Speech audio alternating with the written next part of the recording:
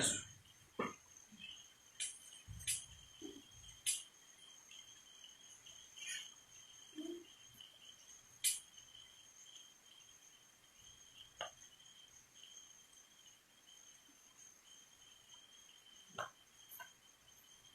Agora que estou aqui, sim.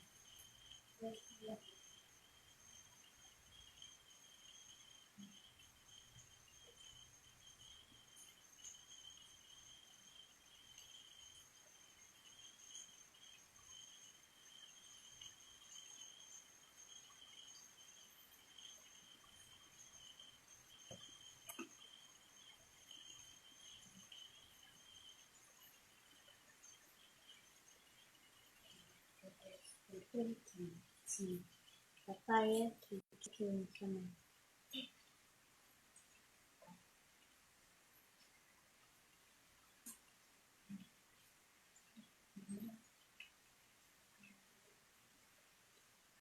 Nossa live hoje está riquíssima. Presença do pastor Vanderlei, do pastor Paulo Roberto, da Costa Brava, e presença também da pastora Albânia.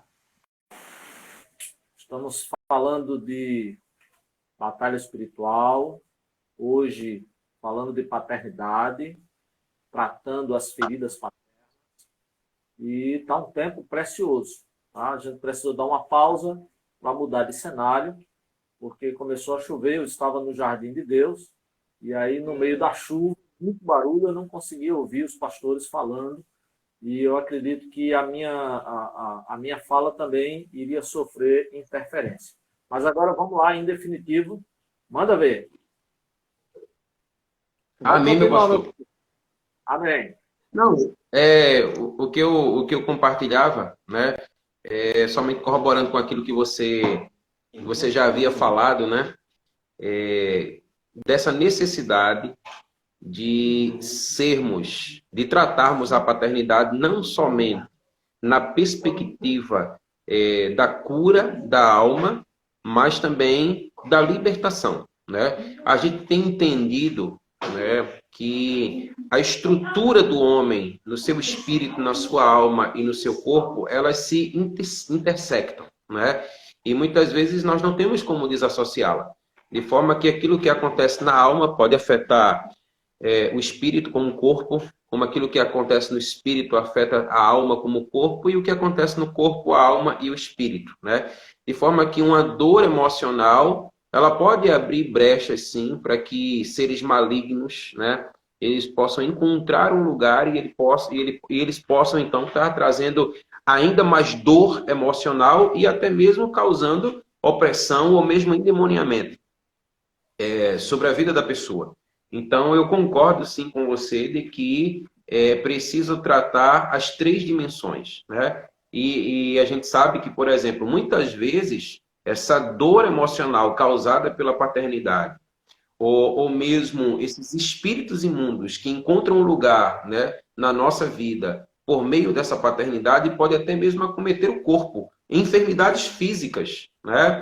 Porque a gente sabe que a questão da paternidade ela pode trazer muita revolta, ela pode trazer muita mágoa, ela pode trazer a falta de perdão, né? E por aí segue. E a gente sabe que esses são aspectos que eles podem sim e muitas vezes trazem enfermidade sobre o corpo. Então, eu concordo com você quando você diz que é preciso tratar nos seus três níveis, né? E a libertação, como a cura interior, elas são imprescindíveis para aquele que tem problema de paternidade. Olha, uma coisa que eu estava lembrando agora, né? Quando a gente fala das feridas paternas, geralmente nós associamos o pai como uma figura ativa, como aquela pessoa que provocou a ferida paterna. No entanto, tanto naquela questão que nós falamos ontem da alienação parental, que às vezes a ferida paterna está ali, mas o pai não foi o agente ativo, mas de alguma forma alguém promoveu algo para que a imagem do pai e essa ferida paterna fosse aberta. E eu lembro de uma pessoa que eu acompanhei, que eu tratei, que ela ainda criança, né? E essa pessoa, uma garota, ela tem pai excepcional, um pai muito bacana, um cara que a ama tremendamente, um cara que esteve presente na vida dela, mas num determinado dia, ele saiu para trabalhar, a sua mãe também saiu e ela ficou em casa sozinha. Daí um vizinho abusou dela e gerou nela um cativeiro espiritual. Em certo momento, a crise dela era: por que o meu pai não estava presente? Olha que mentira do diabo, né? Uma ação de terceiros, de uma pessoa alheia, mas que provocou nessa pessoa uma ferida paterna. Né? Então, o diabo automaticamente colocou na mente dela: a culpa é do seu pai, porque não estava com você na hora. Né? Só que nós sabemos que o pai, ele deve ser o provedor da casa. Né? Então, o pai não estava presente, não era porque ele não queria estar com ela. Né? É que naquele instante ele não podia. Né? Mas ela inculcou na mente de que a culpa do abuso que ela sofreu era do pai por não estar presente com ela, protegendo ela naquele momento. Né? Então veja que coisa tremenda. E como é importante nós fazermos o mapeamento. Né? O mapeamento espiritual para nós entendermos a história, entendermos a causa daquela ferida, a causa daquele problema, para tratar não somente o sintoma, mas tratar a causa. Porque nós sabemos que o diabo é mentiroso por excelência. Né? E que muitas vezes ele implanta mentiras na mente das pessoas como se fosse verdade. Né? E quando se trata de paternidade, então, isso é tremendo, porque a questão da paternidade vai afetar diretamente a relação da pessoa com Deus. Né? Da pessoa ver Deus como sendo o seu pai. E se um crente ele não consegue ver Deus como o seu pai, não consegue sentir o coração do pai, ele vai ter muito problema de relacionamento com Deus. Ele vai ser nada mais, nada menos do que um fariseu. Né? Aquelas pessoas que quando percebem Jesus orando, Pai nosso que estás nos céus, então entra em crise. Quem é ele? Né?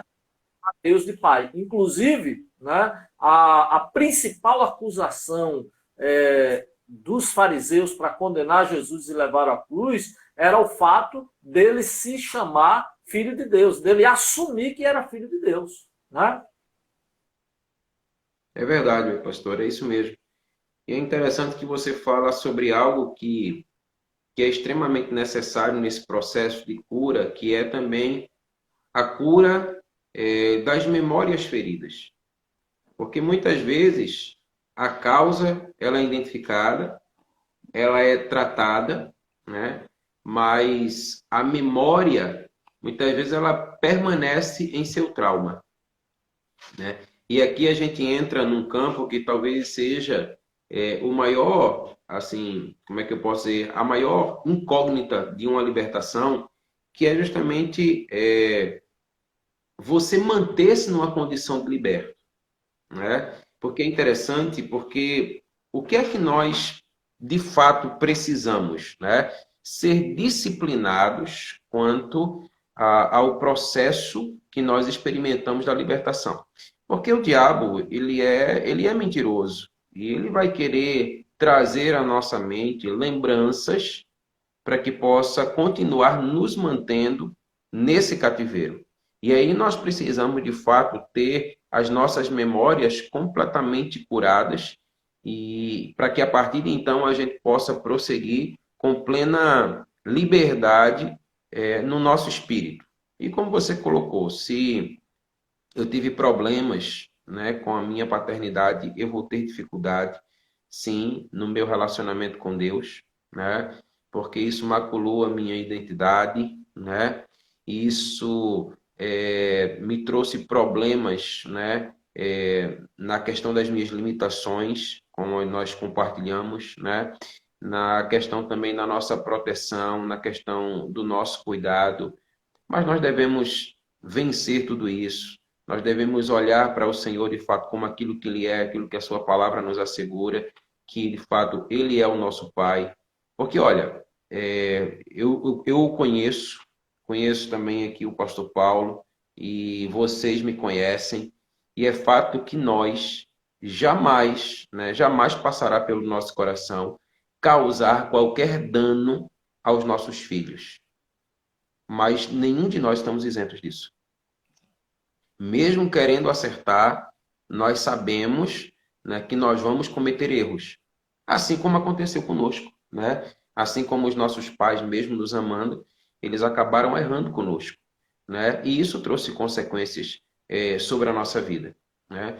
Então eu acredito que diante dessa consciência, né, esse processo de nós ensinarmos verdades como essa para os nossos filhos, isso vai ser assim de uma importância fundamental para que eles possam compreender de que mesmo numa condição onde nós possamos vir errar, né, mas isso não é uma verdade, como é que eu posso dizer, na sua amplitude. Absoluta, isso, essa é a palavra correta. Não é uma verdade absoluta, né? E para que nós possamos de fato perceber quem nós somos, né? E prosseguirmos, né? E prosseguirmos nesse relacionamento com Deus. Então, olha, eu, né? E também por conhecê-los, nós somos prova viva, né? Da graça e da bondade do Senhor sobre as nossas vidas, né? Porque tivemos a questão da nossa paternidade mexida, né? Mas pela graça de Deus, nós fomos curados, né? E temos um relacionamento com o nosso Pai Celeste, né? E isso é que é maravilhoso e mostrar que, de fato, é isso que é a vontade de Deus. Porque o diabo veio para destruir tudo isso, mas a Bíblia diz que Jesus veio para destruir as obras do diabo, né? E ele fez isso na cruz e nós estamos experimentando dessas consequências até o dia de hoje. Amém. Ainda há pouco o senhor falou no processo da cura, a questão do perdão, né? E de fato não existe cura interior e não existe libertação sem que haja o processo do perdão, que pode ser inclusive uma live, né? Nessa área de libertação, que a gente possa estar falando, né? Num futuro próximo. Mas a questão do perdão, ele tem mão dupla, né? Então, o senhor falou de perdoar os pais, mas muitas vezes as consequências dessas feridas paternas levam não só à rebelião, mas também ao isolamento, à própria rejeição da paternidade e entre outras coisas, do tipo medo, pavor, e a própria pessoa, né, entrar num processo de comiseração, de autocrítica e outras coisas mais. E nesse processo, então, não é só pedir, aliás, não é só liberar o perdão para o pai que causou passivamente ou ativamente a ferida, mas é, sobretudo, também, né, buscar desse pai, ou pedir a esse pai o perdão, né? Eu lembro do filho pródigo, né? E a Bíblia, ela é maravilhosa, né?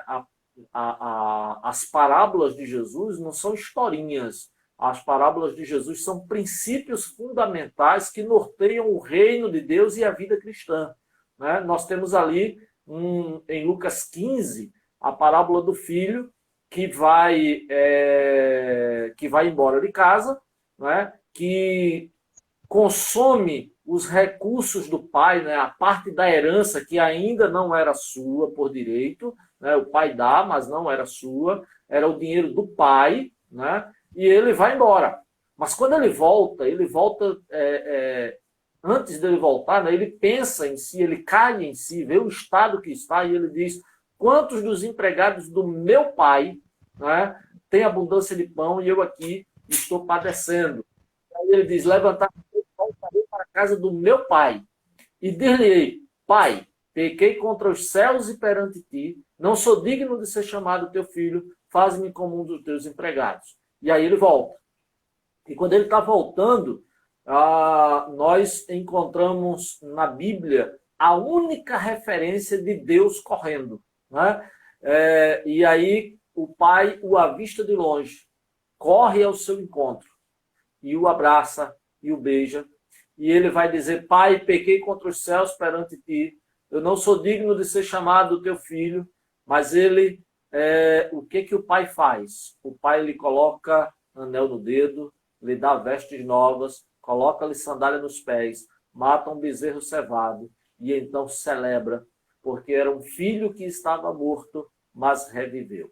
E aqui é algo extraordinário, porque o filho que reconhece o seu estado, um filho que reconhece a sua condição, a voltar para o pai, e ele reconhece a autoridade paterna, ele não vai querer se justificar, ele não vai querer arrumar pretextos. Ah, mas eu fiz isso ou aquilo por causa...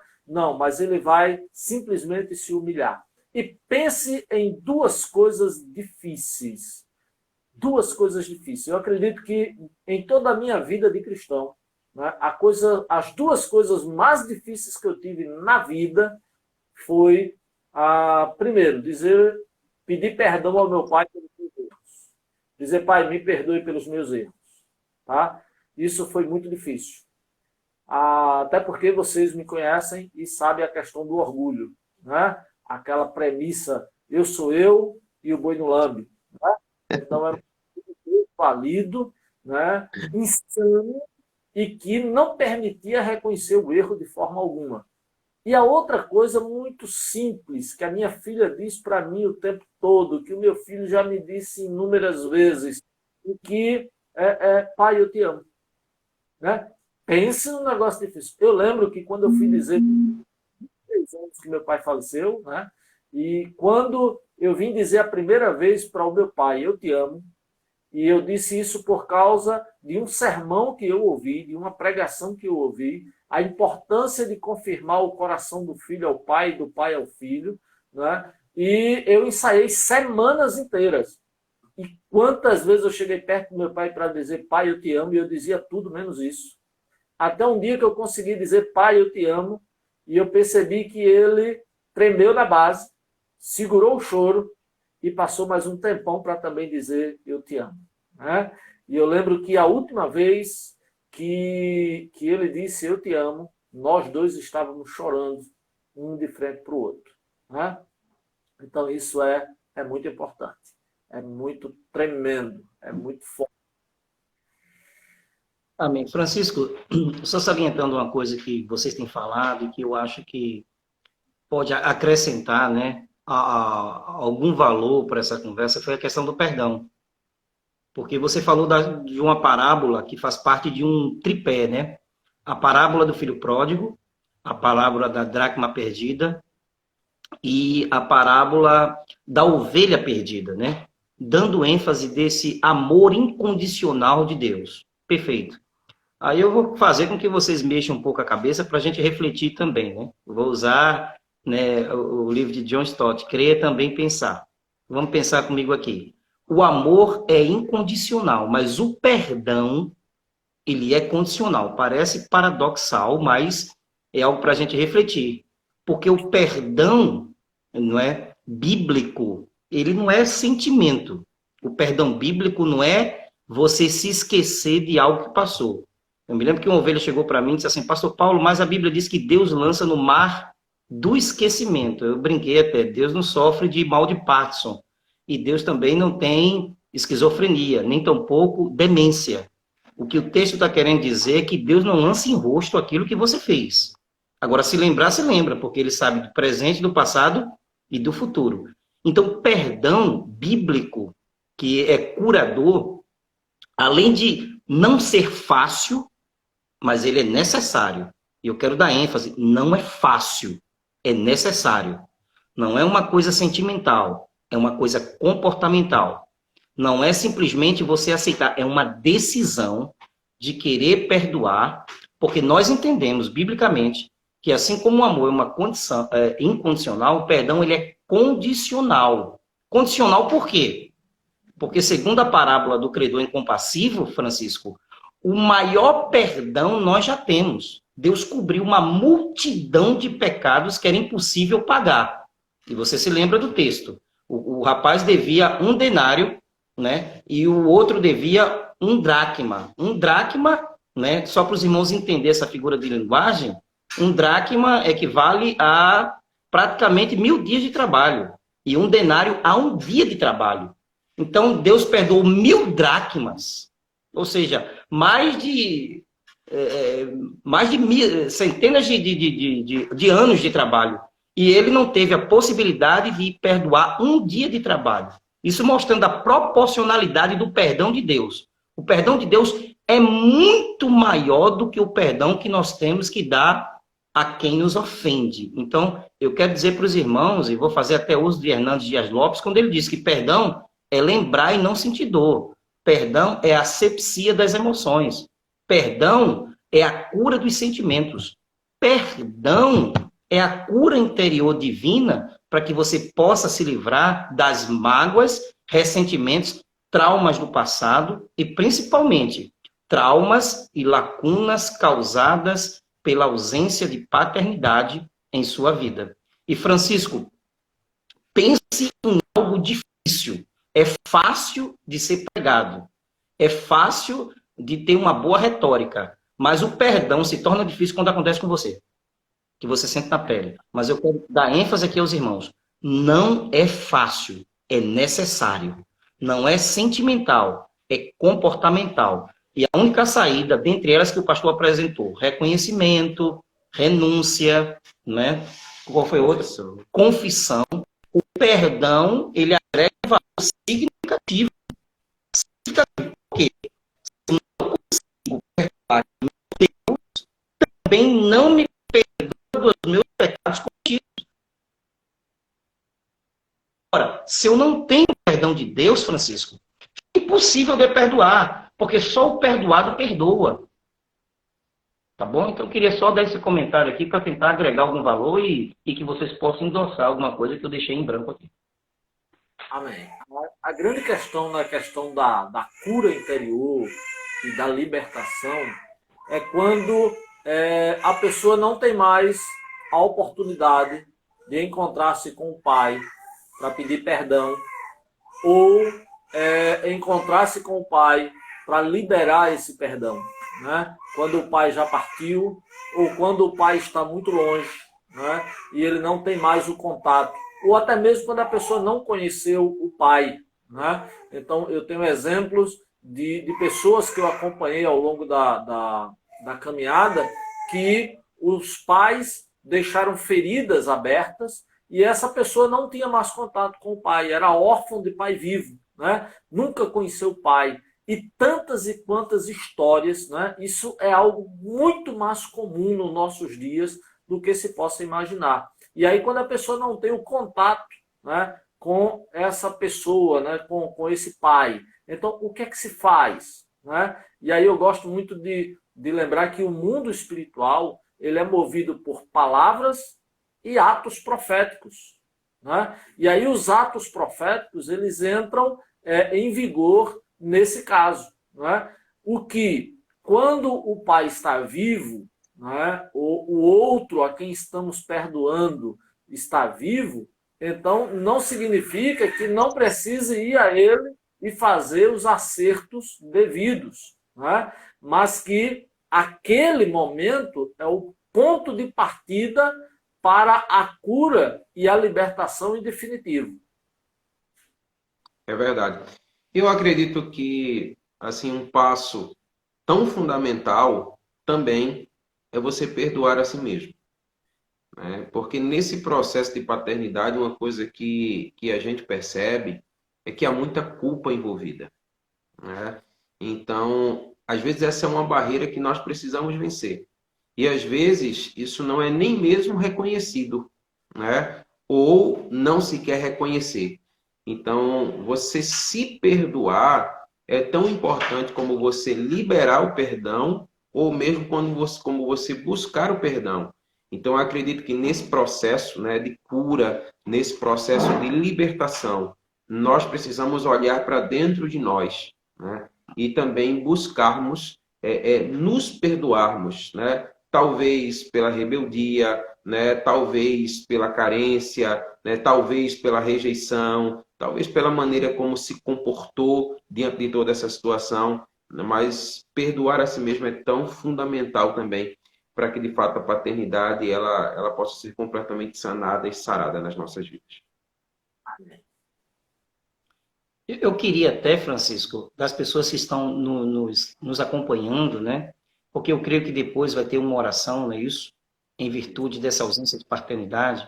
E eu gostaria que vocês que estão nos acompanhando postassem algo, se de fato essa palavra está tocando você, se de fato você precisa ser tratado nessa área de sua vida, para que a gente possa estar intercedendo, seja mais específico, seja uma oração mais incisiva. Eu quero ser intencional, intencionalidade aqui, tá bom? A gente está não só, gente, fazendo uma live em relação ao tema, para lhe dar uma revelação no campo psico-bio-sócio-espiritual, mas também, de forma incisiva, fazemos uma oração, né, em prol dessa cura. Isso tem mexido com as famílias brasileiras, isso tem mexido com jovens, isso tem gerado consequências nefastas, maléficas na sociedade brasileira. E um detalhe, né? Igreja e família andam juntos.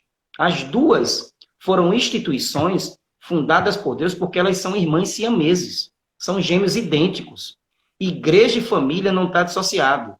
Uma família desestruturada vai gerar uma igreja desestruturada. E uma igreja estruturada vai gerar famílias estruturadas. Então eu queria pedir, irmãos, que se de fato essa palavra está tocando em você, você faça assim, eu. Né? Coloque eu para que a gente possa orar especificamente para vocês em nome de Jesus. Só precisa colocar assim, célula, gente, eu, né? Ou qualquer outra pessoa, eu preciso, eu tenho ausência paterna, eu tenho feridas emocionais, eu preciso liberar perdão e me perdoar também, em nome de Jesus. Amém. Lembrando que tudo isso é fundamental, porque a questão da paternidade vai afetar diretamente o relacionamento da pessoa com Deus, né? A relação da pessoa com Deus como sendo o seu pai.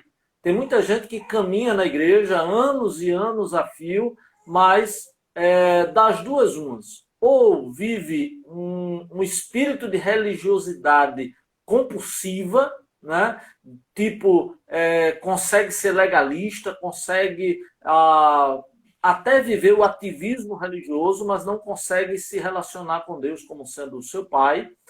Ou, por outro lado, né, tem apenas a postura de servo, né? Então serve o tempo todo, mas não consegue perceber Deus como sendo o seu pai. Amém. A gente já percebe aqui, né, um pedido de oração, e nós vamos estar orando, né, por você. Eu acho que é Lanris, né? Lanris, né? Vamos estar orando pela sua vida no nome de em Jesus. nome de Jesus.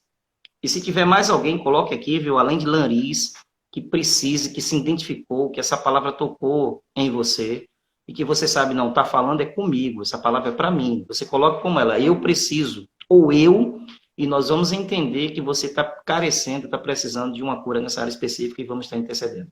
É verdade. Eu estava pensando aqui comigo, nesse exemplo que você nos trouxe do filho pródigo, né? E a gente vai percebendo que essa questão da paternidade, ela é tão presente e ela é tão real, porque assim, comumente nós somos levados a pensar no filho pródigo, que é aquele que vai, né? E aquele que vai fica muito nítido, né? Que ele tem problemas de paternidade, né? Ele simplesmente perde tudo, vive de uma forma dissoluta, né? E nós conhecemos a história. Mas é interessante notar que o filho que fica, ele também tem problemas de paternidade. Porque quando ele olha para o seu pai, que se alegra, que faz uma festa e que celebra, né? Porque o filho que foi, que tinha problemas paternos, mas de alguma forma consegue encontrar cura, vai voltando para casa para ser restabelecido, aquele que fica diz assim, há tanto tempo eu estou contigo, há tanto tempo eu tenho te servido, não é? E nem um cabrito tu me deste para me alegrar com os meus amigos. E aí o pai olha e diz para ele, você é meu filho. Né? É interessante porque ele não se enxergava nessa condição, mas ele se via como servo. E é interessante, você pode compartilhar isso conosco, Chiquinho, que muitas vezes essa é a visão que muitos têm na sua relação com Deus. Sim, é fato que nós somos servos do Senhor, mas também somos filhos.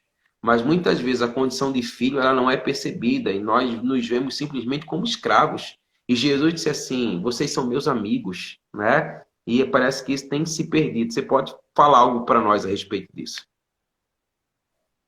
Eu não entendi.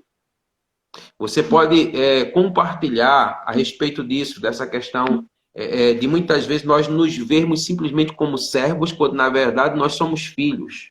Ah, verdade, verdade. Por vezes, a gente fica tão atarefado nas coisas do dia a dia na igreja, né? E agora nós precisamos puxar o freio de mão e parar, que a gente serve, serve, serve, e nem percebe que há uma mesa posta para os filhos de Deus, para nós sentarmos e comermos com ele, né? O ativismo, ele impede a gente de ver que nós somos herdeiros de Deus, co-herdeiros com Cristo, de tudo o que ele fez, né? Quando a gente vai olhar para as Escrituras, basta a gente pegar a genealogia de Jesus em Lucas, né? Você vai ver que ele vai voltando, e quando chega em Adão, o texto diz: Adão, filho de Deus. Né? Adão, filho de Deus. O projeto de Deus é ser pai. Gálatas capítulo 4 vai nos dizer que por causa de Cristo ele nos fez o seu filho, e atestando que nós somos filhos dele, ele enviou o seu Espírito a nós, que proclama Abba, Pai. Né? Então, o grande desejo de Deus é ser pai.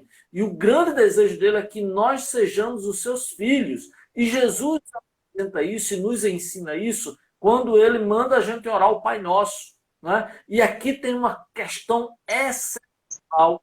Jesus diz Pai Nosso. Porque, primeiro, não é o Senhor. Porque nós não devemos ser seus servos, mas ele veio para que nós sejamos os seus filhos.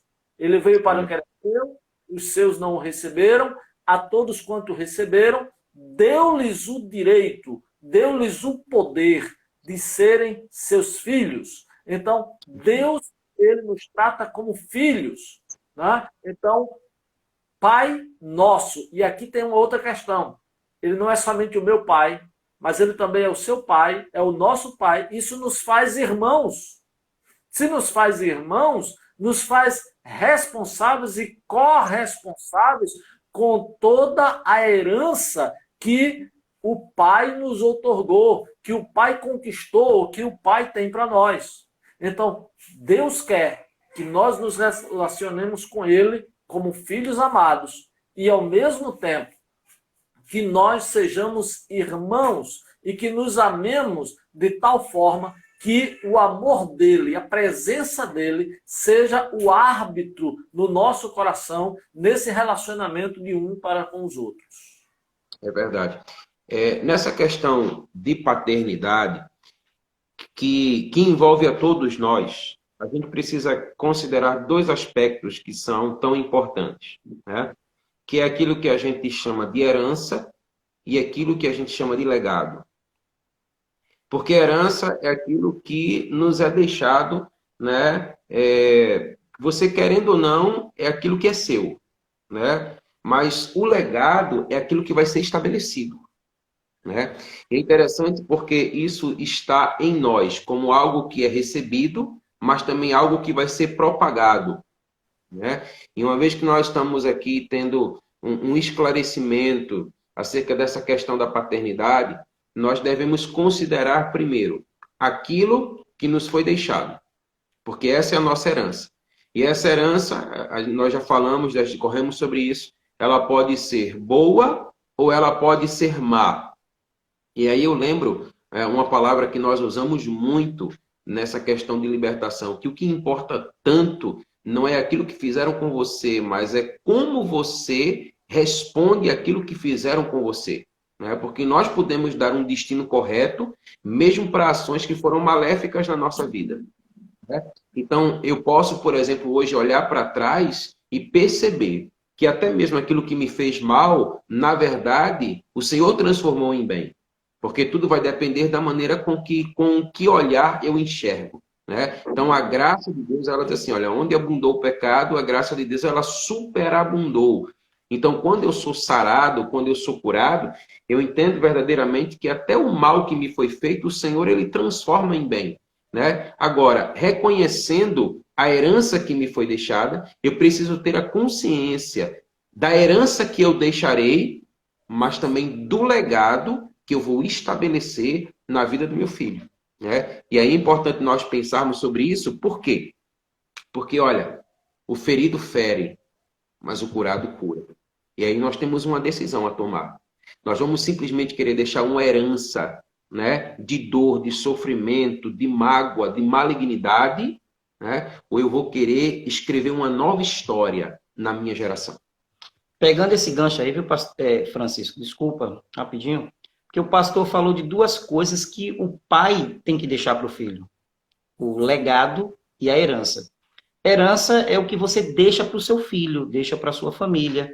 Herança tem a ver com bens, né, tangíveis e bens intangíveis, né? E se você prestar atenção, hoje os pais não se preocupam mais em deixar herança. Ele não tem preocupação na posteridade, ele não tem preocupação nos filhos dos filhos. A Bíblia diz que o justo deixa herança para o filho dos seus filhos.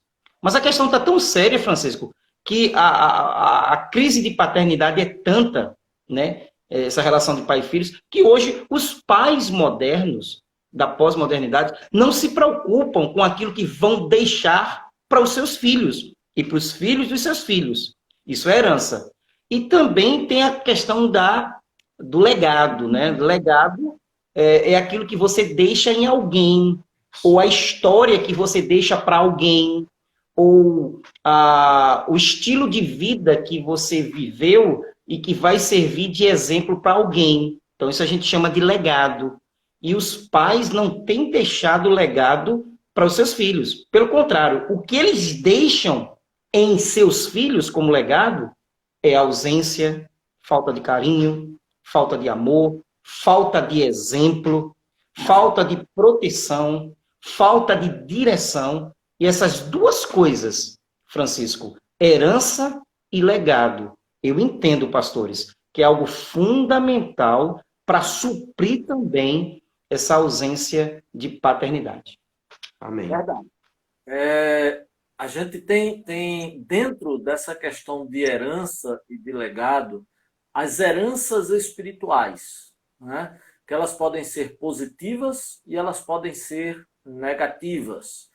Quando o pai ela deixa para o filho uma herança benéfica, né, de temor ao Senhor, de serviço ao Senhor, como exemplo, como modelo, a Bíblia diz que Deus faz misericórdia a milhares, né? No entanto, quando essa herança é uma herança pecaminosa, a Bíblia diz que Deus visita a maldade dos pais nos filhos até a terceira e quarta geração, né? Isso nos acende um alerta quanto pais, né? Às vezes, dentro das complicações que a pessoa vive, ela está nada mais, nada menos do que sofrendo, né, consequências das escolhas e dos pecados dos pais.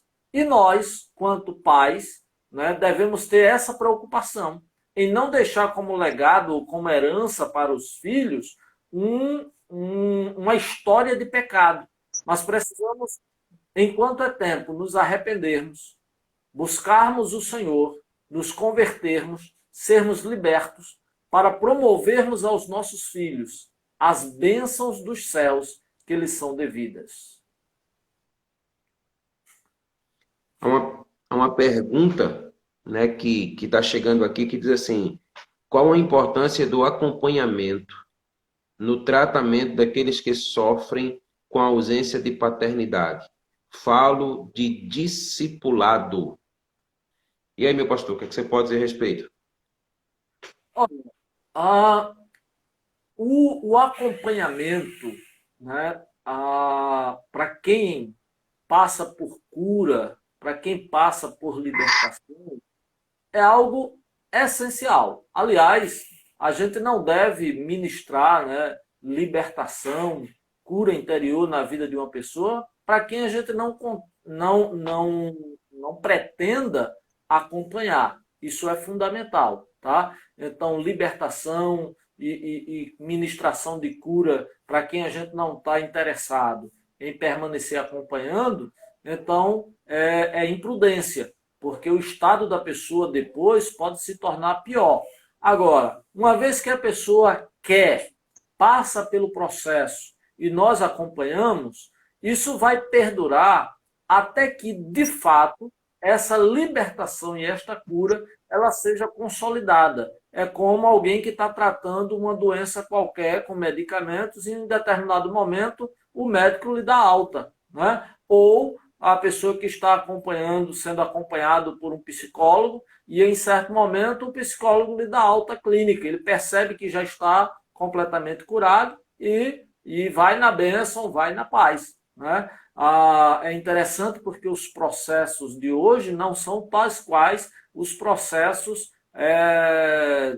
do momento que Jesus dizia, vai em paz, a tua fé te salvou, e a pessoa automaticamente estava completamente curado, né? Então, no nosso tempo, a gente não tem visto muito, principalmente em se tratando de cura interior e de libertação. Às vezes, a cura é imediata, às vezes, ela é um processo, né? E, principalmente, quando a gente percebe a necessidade daqueles ajustes que a pessoa tem que fazer, quando a gente percebe aquelas coisas que as pessoas têm que remir, por exemplo, o perdão, né, que a gente falou muito aqui hoje. Às vezes o perdão é só a liberação, né, do outro dizer está perdoado, né, e tratar como se a pessoa nunca tivesse ofendido, mas às vezes cabe restituição, né? E quando cabe restituição, essa restituição ela faz parte do próprio processo de cura.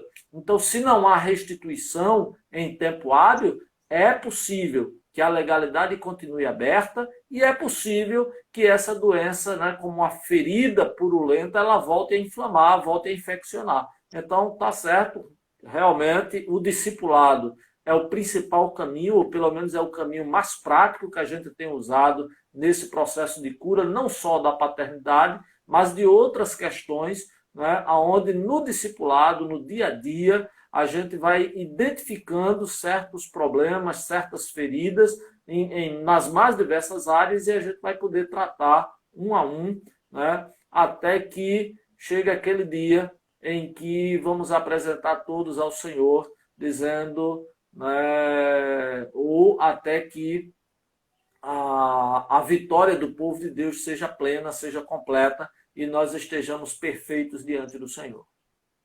Amém.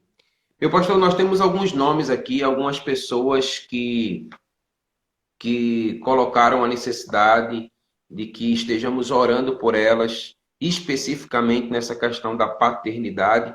E aí é fato que nós não conhecemos a dimensão, a profundidade, né, das suas necessidades, mas o Senhor conhece.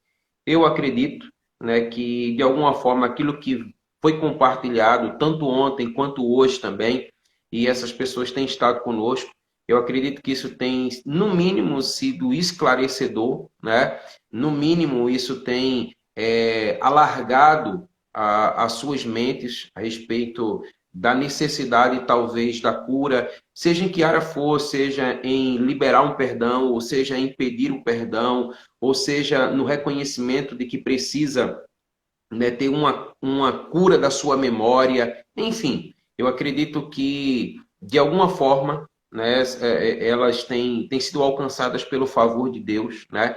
E seria interessante que nós estivéssemos orando por elas nesse momento, abençoando suas vidas e que seja esse aqui apenas um ponto de início, né? Para que elas possam, então, encontrar uma libertação plena e possam viver uma vida abundante conforme a vontade de Deus, também nesse aspecto da paternidade para as suas vidas, né? E aí eu quero somente citar aqui, né? Eu vou citar aqui, pastor, que foi eu que escrevi.